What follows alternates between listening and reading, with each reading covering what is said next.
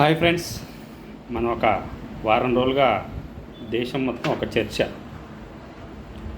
గౌరవ సిజేఐ గారు ఒక కేసు సందర్భంలో కాక్రోచ్ అనే ఒక పదం వాడినారు. దాన్ని బేస్ చేసుకొని దేశంలో ఉన్నటువంటి దేశద్రోహులు, చైనా ప్రేమికులు,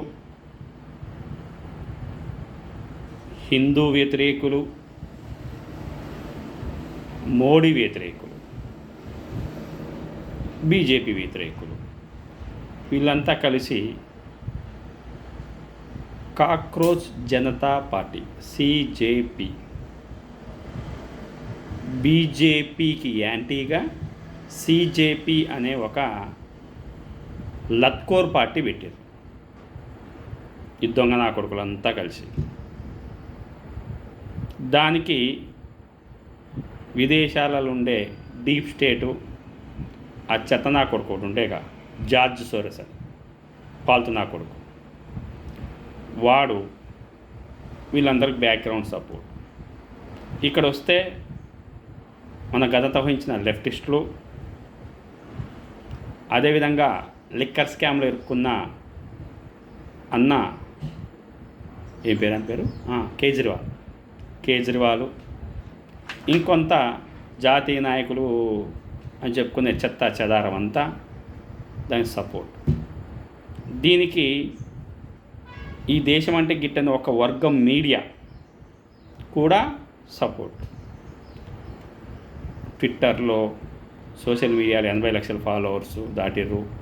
బీజేపీకి ఇన్నేళ్ళైనా ఎంత ఫాలో అంత ఒక 2 రోజుల్లోనే దాటిర్రు అనేటువంటి ఒక సొల్లు చేస్తారు. వాళ్ళు చేస్తూ ఉంటారుగా, సహజంగా అది వాళ్ళ డిఎన్ఏలో ఉంది, ఇట్లా ప్రాపగండ చేయడంలో. అరే పాలు పొంగేది ఎందుకంటే పొయ్యి పాలు కావడానికి అనేటువంటిది మనకు ఒక సామెత ఉంది. 2 రోజుల్లో 3 రోజుల్లో 80 లక్షలు 90 లక్షల ఫాలోవర్స్ ఎట్లా వస్తారా?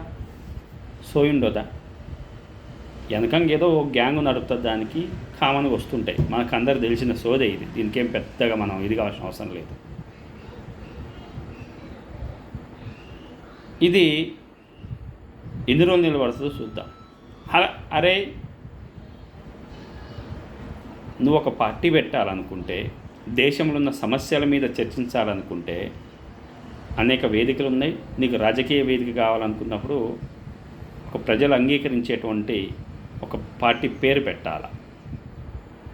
BJP, Congress, Aam Aadmi, BRS, TDP, DMK, నిన్న మన టీవీకే మన అక్క పెట్టింది, కవితక్క, ఆమె కూడా టీఆర్ఎస్ అని పార్టీ పెట్టింది.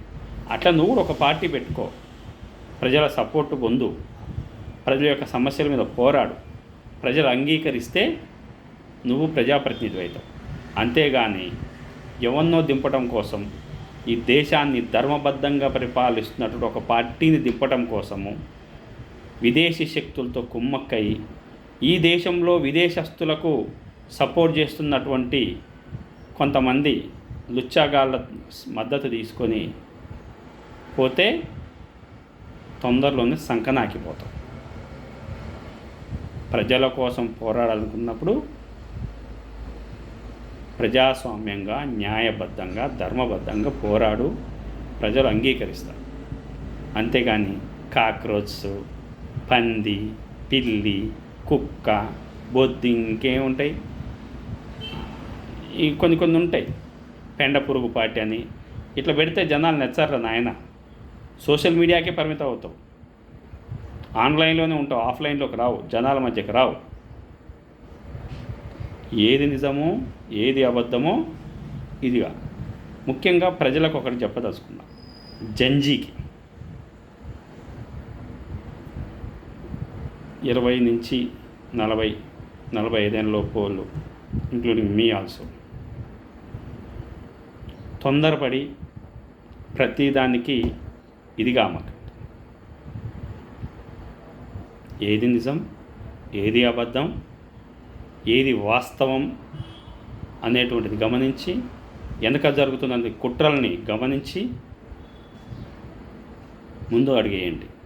లేకుంటే చట్టాలు కఠినంగా ఉంది. తెలిసి తెలవక మన ఆవేశంగా పోతే కొంతమంది రెచ్చగొడితే ఆ రెచ్చగొట్టిన మనం రెచ్చిపోయి చట్ట వ్యతిరేకమైనటువంటి దేశ వ్యతిరేకమైనటువంటి చర్యలు కనుక మనకు తెలిసి తెలవక పాల్పడితే ఆ తర్వాత మనం ఇబ్బంది పడాలి, మన పేరెంట్స్ ఇబ్బంది పడాలి, సమాజం ఇబ్బంది పడుతుంది. కాబట్టి దీని వెనక ఈ కాక్రోచ్ జనతా పార్టీ సిజేపీ అనేటువంటిది ఒక లుచ్చాయగాలు చేసే వ్యవహారం. వాస్తవంగా గౌరవ సిజేఐ గారు ఆ మాట అన్నప్పుడు ఏం చేయాలి? న్యాయబద్ధంగా వారిని అపాలజీ అడగాలి, లేదా రాజీనామా చేయమనాలి.